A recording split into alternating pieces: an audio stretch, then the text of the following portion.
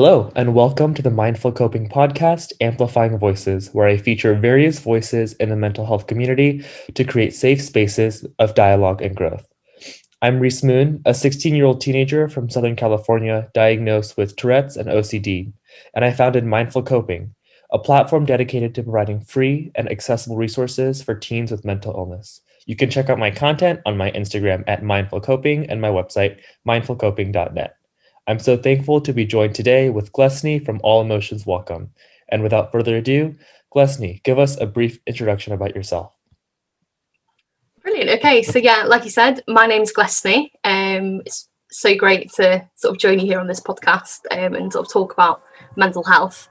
So I am a person-centred counsellor based in the UK, and I work for a mental health charity. So my job involves sort of offering one-to-one sessions to clients, be that sort of kids, teenagers, adults, and I also make mental health related sort of social media content, both for my job and personally on All Emotions Welcome. So that's me. Cool. How have you been managing your mental health during this crazy quarantine? Yeah, I think crazy is definitely the right word for it. For me, it has been super important to stay connected with people.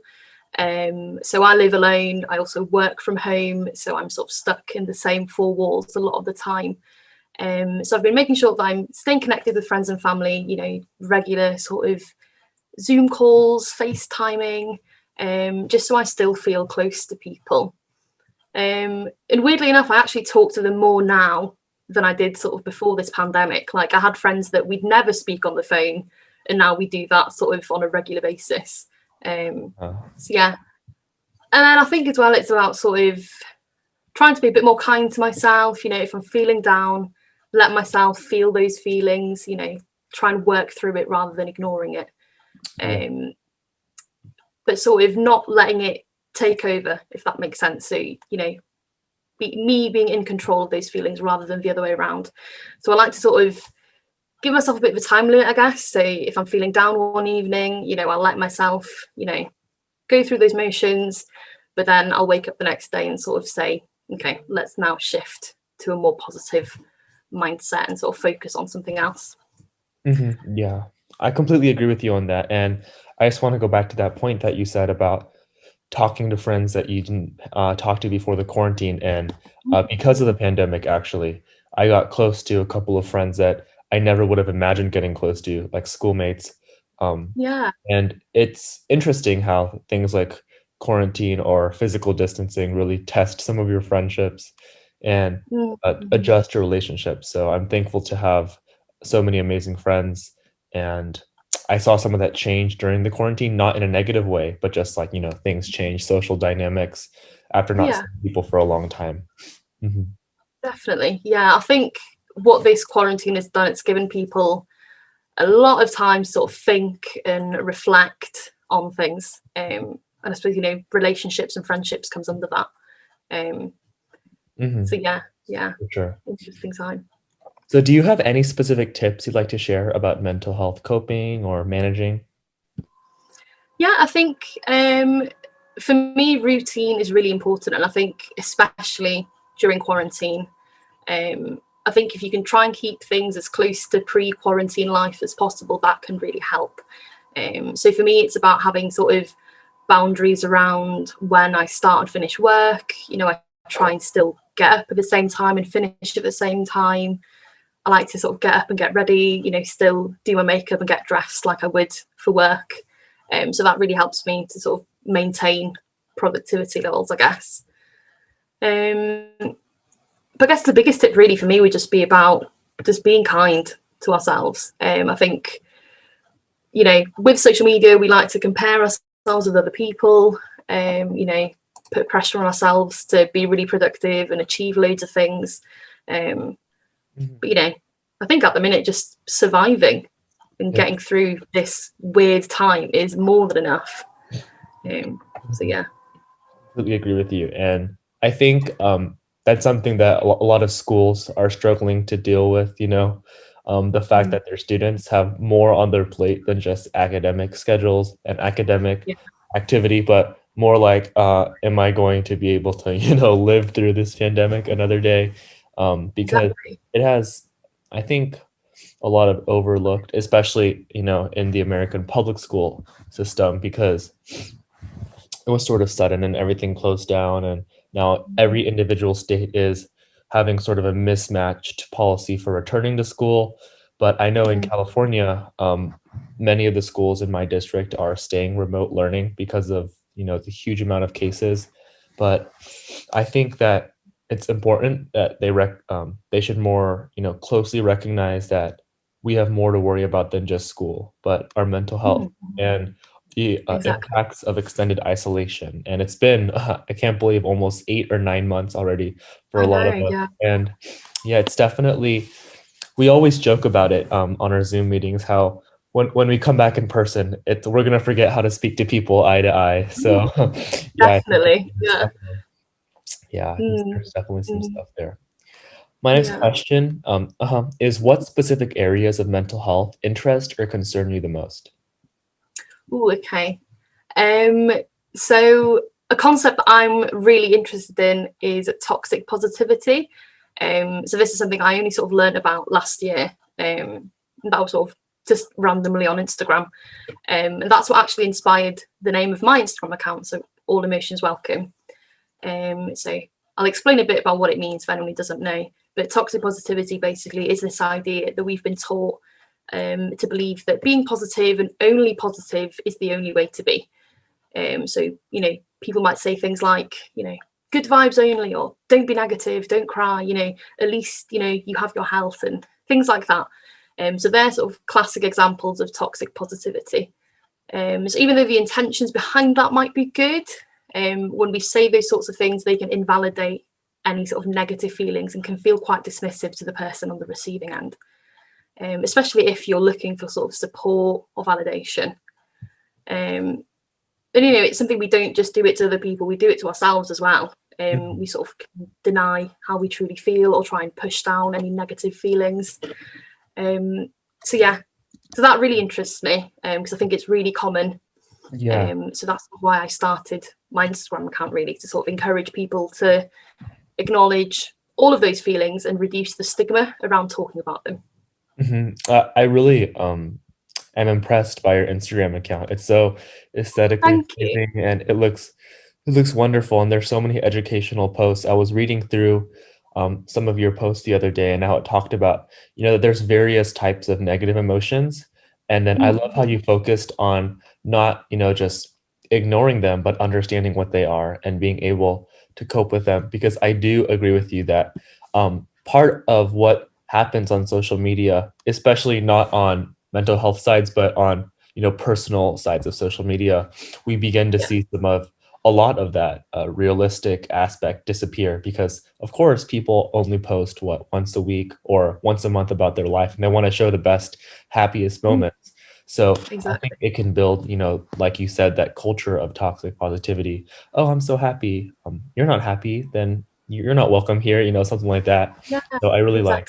exactly. Um, and I never thought about it that way, how our intentions to be positive can be dismissive. So that's definitely something very thought provoking that'll be on my mind.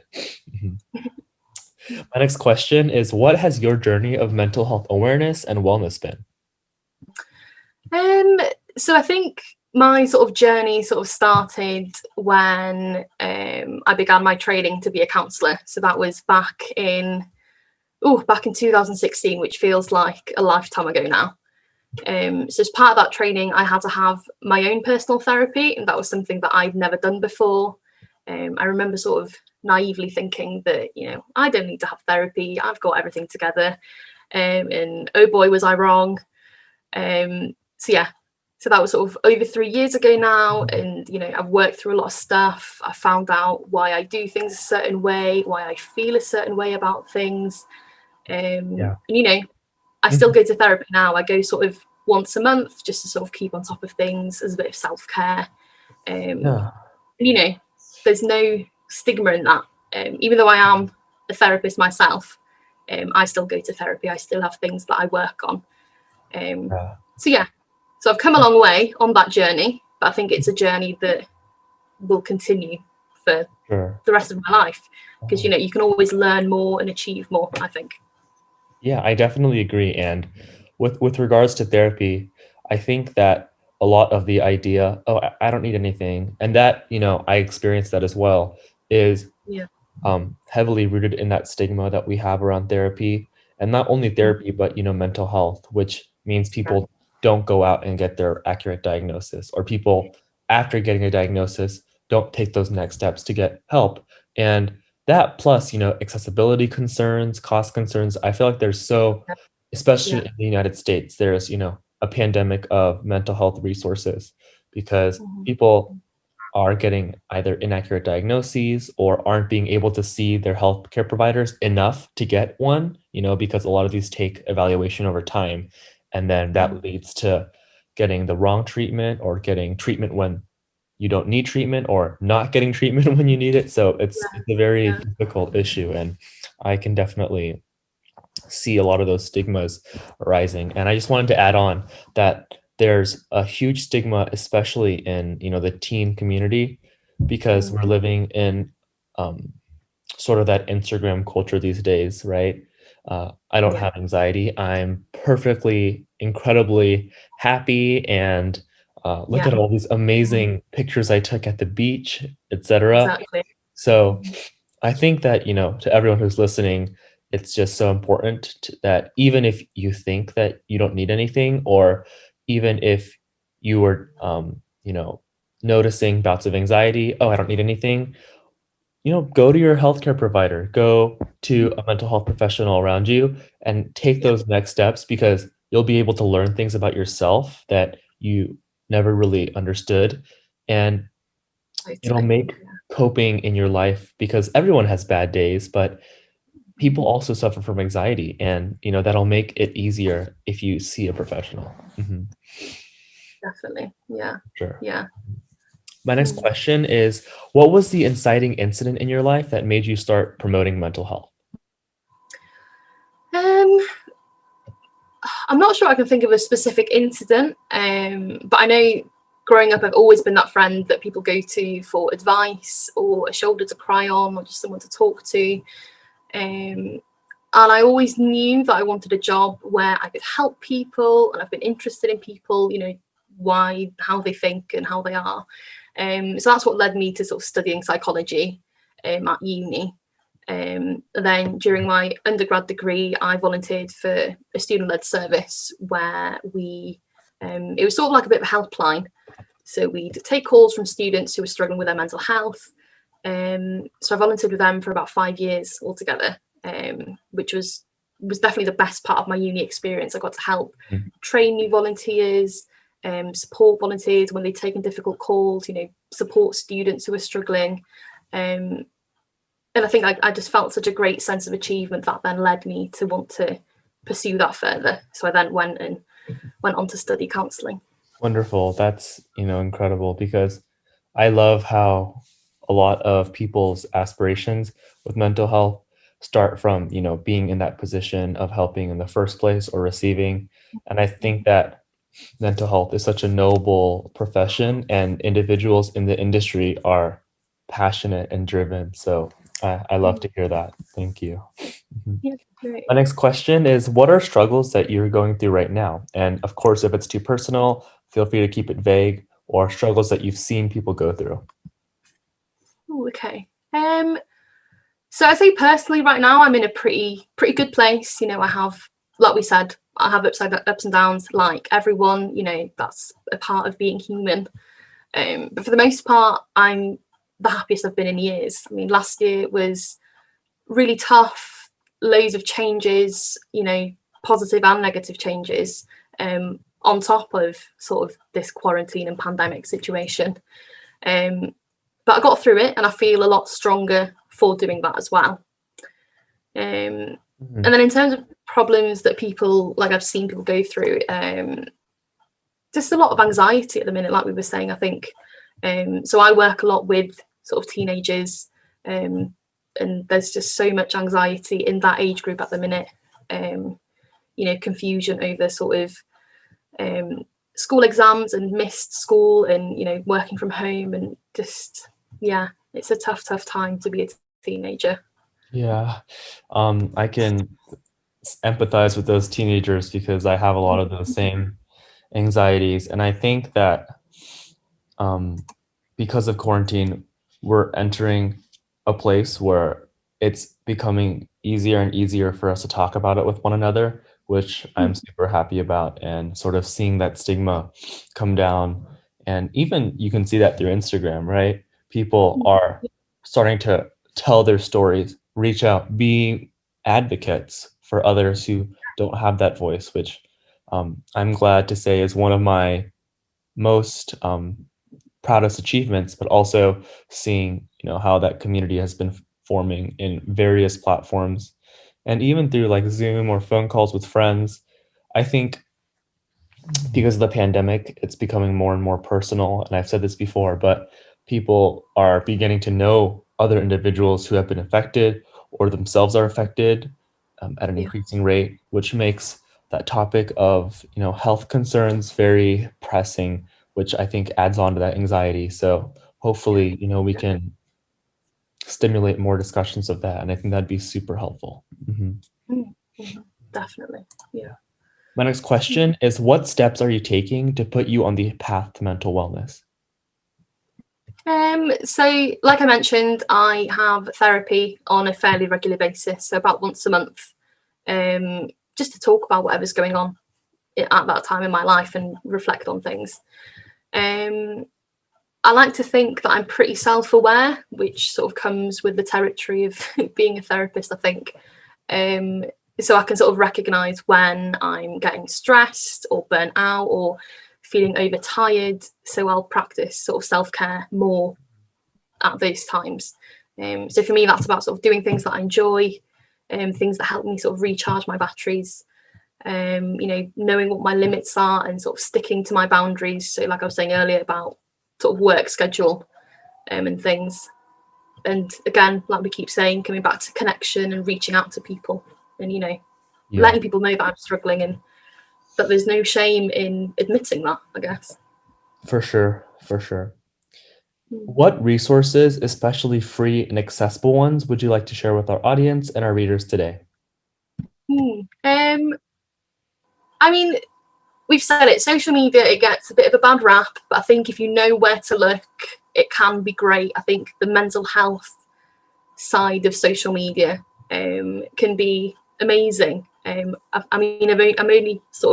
only joined that community sort of 6 months ago when I started my account, but it's just been such a invaluable resource, and it's all free, which is incredible. So yeah, some really great Instagram accounts and YouTube channels out there which can just get people to start thinking about mental health and learning about different concepts. I think is good. Completely agree. And I like how social media accounts are making efforts and social media platforms are making strides to put mental health at the forefront. Like the algorithm, not sure how it exactly works, but I've been seeing more and more mental health things pop out, even on my personal account where I don't do a lot of mental health. And I like to see that these platforms are advocating for something that is so necessary, not only during this time, but generally. I mean, people often focus or have a hyper focus on physical health, and sort of overlook the aspects of mental health that have huge consequences on people's well-being and happiness and daily lifestyle. And I think that's something that a lot of people are currently undergoing, right? They're realizing the consequences of not having focused on their mental health and noticing how much it impacts their ability to carry on tasks or do what they truly love to do. So my next question is slightly more lighthearted. Tell us 3 fun facts about yourself. I always struggle with these kinds of questions. But I suppose my go-to fun fact is I can speak Welsh fluently because that's where my name comes from. I'm quite musical, so I can sort of play the guitar and the piano. And then another fun fact. I've got a guilty pleasure of watching reality TV, like really rubbish reality TV. Yeah. Wonderful. Yeah. Yeah, I definitely sympathize with you. I have plenty of media and TV guilty pleasures of my own. Yes. Yeah. I think it's just a great way to switch off, I think, and to sort of, Yeah. I don't know. I think I just like the drama when Yeah, it's not my own drama. totally agree. It's very entertaining, I'll tell you that much. Definitely. What are 3 takeaway points that you'd like to share with our audience or our readers? Ooh, I think I've said this loads in this interview, but I think just being kind to yourself. Like, the world is a tough place to be right now, but this, hopefully won't be forever. And we just got to do what we can to get through it. Number one, remembering that self-care isn't selfish. It's okay to say no to things. It's okay to put yourself first, and then finally that your feelings are valid. So there's no shame in whatever we're feeling, and it's okay to talk about those feelings as well. So yeah. Of course. Amazing. Yeah, I agree with all of those things. And I especially like that, be kind to yourself, because I think when people hear be kind to yourself, like, oh, so cliche, I've heard that a million times. But when they actually think about, am I being kind to myself? Am I forgiving myself for those mistakes? Then you sort of realize that that sentence, be kind to yourself, even though you've heard it a million times, is something that is loaded with meaning and action, right? Because it's not easy to be kind to yourself. And I think it's hard, especially with those discussions of, am I being productive? It's easy to blame yourself and bash yourself and compare yourself. But I mean, I feel like everything, instead of bashing yourself for everything that you don't do, but complimenting yourself for everything that you do is something that's important, that has helped me. Definitely. Yeah, for sure. My last question is, what would you like to promote, and how can we find more information about you? I'd like to obviously promote my Instagram account. I'd love it if you can go check me out and go follow me on there. So you can find me at All Emotions Welcome on Instagram. And I'm also on Twitter and Facebook under the same name. So yeah, go check me out. Wonderful. Well, that concludes this episode of Amplifying Voices. I will link everything that Glesni shared today in the description box and on my Instagram page. Thank you to everyone who listened to today's episode of the podcast. Please follow at Mindful Coping for more information about mental health disorders, and also check out Glesni's account at All Emotions Welcome on Instagram and also Twitter and Facebook. Contact me at rhys.mindfulcoping@gmail.com for questions, concerns, and comments, and stay tuned for more Mindful Coping specials. Thank you and have a wonderful day. Isn't it funny? We came to that. I thought I won you over, but you were holding back. Isn't it funny? You could not care less. How you took those words back, now I'm just a mess. I'm running away from escaping dreams of yesterday, convincing me this cannot be, trying to find another way. Yeah, I think my head always knew it, but I didn't tell my heart, let go, I couldn't do it.